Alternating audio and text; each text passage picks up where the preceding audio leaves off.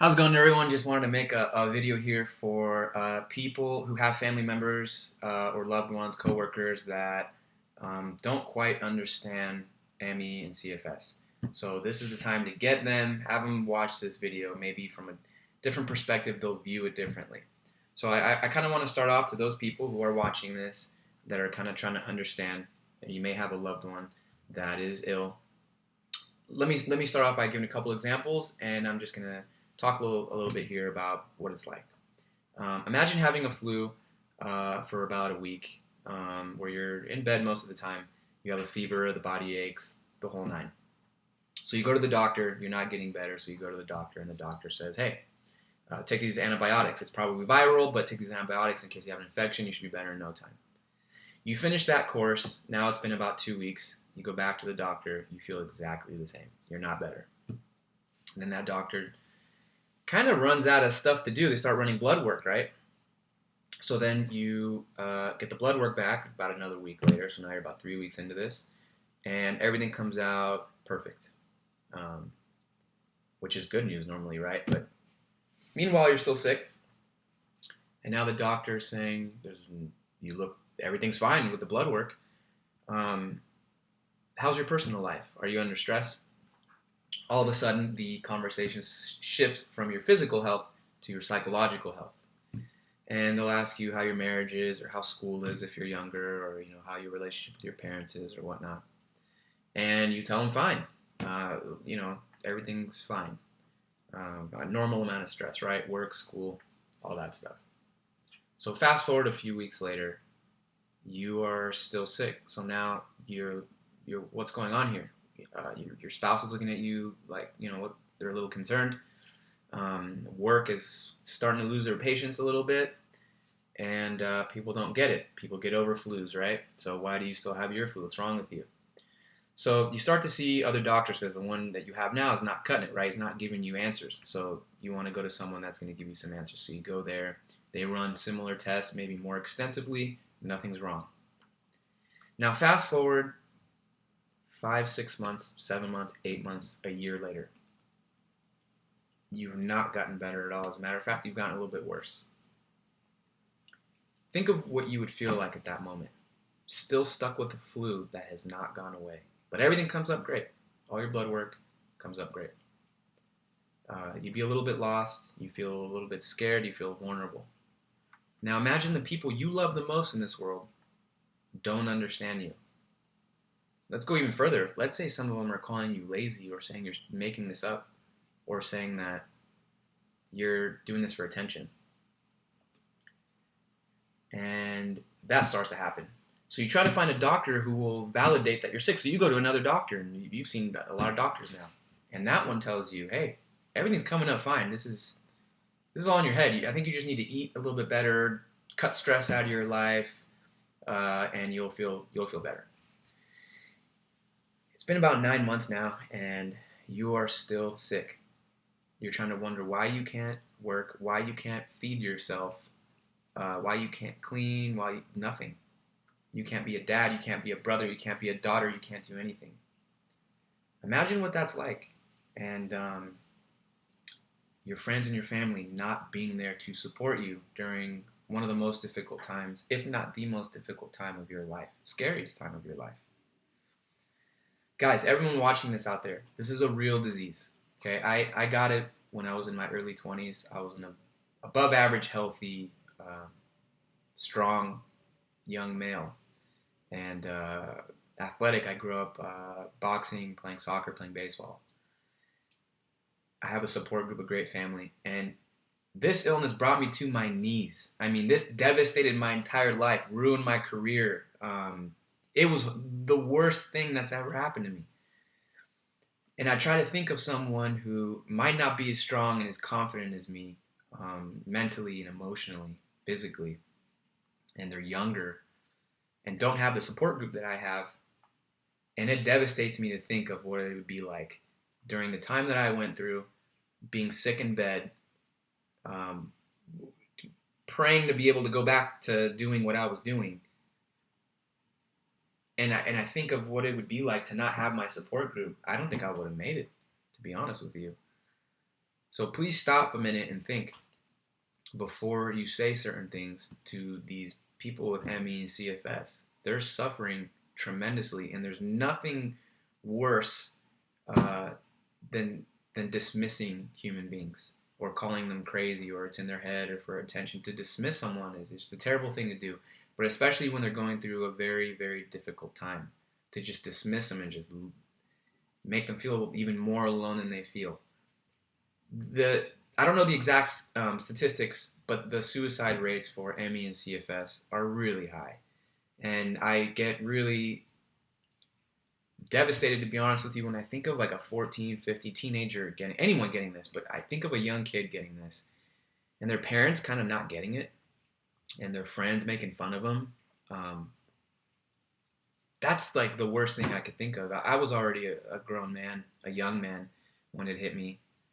I can't imagine this happening to someone who might be a little bit more fragile than I was growing up, and a little bit more sensitive than I was growing up. This would just destroy them, and it has. So I almost beg you guys out there, try to understand these people with ME and CFS. Right now, there isn't blood work that you can just go get done. To show that you have it. It's a exclusionary diagnosis.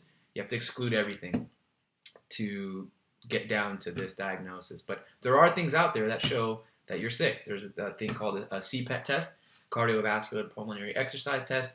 It's basically you run or bike, you run on a treadmill or bike on a stationary bike, and you mimic your energy output for 2 days in a row, and they measure your heart, your blood oxygen, and basically all the vitals in your body. And they found that people with ME and CFS and other autoimmune diseases recover from exercise like that at a worse rate than people with lung cancer. We go into anaerobic threshold much faster than someone else who's healthy. What might be running a half marathon for the average person might be brushing their teeth for someone with ME or CFS. It's tough. Another thing that you want to be mindful of is a lot of us look healthy. Like, I mean, you might watch this video and say, hey, you look fine. And that's kind of the blessing and the curse of this illness. No one wants to look sick. But just because we don't look sick, it does not mean we're not. A lot of this illness is based on post-exertional malaise. So I look fine right now, but if I were to go run a half marathon, which I wouldn't be able to do, but if I tried, I might be bedridden for 2-3 weeks after that, with severe pain and neurological issues as well, intestinal issues, all kinds of things. So although I might look okay right now, I won't if I do too much. And the problem is a lot of people that are sick, they feel the people judging them and looking at them like, why aren't you healthy, right? So they try to push through, and that's the worst thing you can do because you crash. People with ME and CFS, when you do too much, you crash and you get sick for a long time. But that's what a lot of sick people do to try to appease the people who don't understand. And they get sicker and sicker and sicker and sicker, and it's kind of a vicious cycle. Another thing is, we're not depressed. This isn't depression. Some of us might be depressed because it's a secondary symptom to being sick and isolated and being in a room all the time, and maybe your family not getting it. That can cause depression to anybody, the strongest of you out there. I don't care who it is. If you're isolated in a room for 18, 19, 20, 24 hours a day for weeks on end under a bunch of pain with nothing that works, no medication works, and your family and friends saying, hey, toughen up, that's going to cause some depression for some people. ME sufferers and CFS sufferers are not weak. I'd actually think there might be some of the strongest people on earth, to be honest with you, because of the willpower to get through such a nasty illness with no support. It's not the sexy illness out there that some other illnesses are, where you say you have the illness and everyone rallies around you and helps you feel better. That's not the case with this. You have this, there's like a bad stigma around it. And that's why a lot of people don't like the name chronic fatigue syndrome, and that's why a lot of people use ME now. Please don't dismiss these people. They deserve better, and I don't think they would dismiss you if you got sick. To all you youngins out there, teenagers or even less, hang in there. You're gonna get better. You're young. The chances of you getting better are higher, I think, than people that are older. I'm not a doctor. That's just my opinion, but there are things out there that will make you feel better. Hang in there. It's scary how alone you could feel and how terrible this illness is and how others might make you feel, but you got to hang in there. And I just want to, before I wrap up, I want to give a shout out to the Facebook group, the ME Facebook group. There are a bunch of good people there, very supportive. I talked to a few people there that kind of inspired me to make these videos, and you guys are a great, strong bunch there. Always have great ideas and talk about things that work for them and don't work for them. It's a great group, and this video is for you guys, really, and for anyone who has this illness and is misunderstood. If it can bring down a strong, male, athletic guy in his 20s, it could take anyone down. I know a lot of times women have a bad stigma with this illness. A lot of the sufferers are women. Hang in there. Don't give up.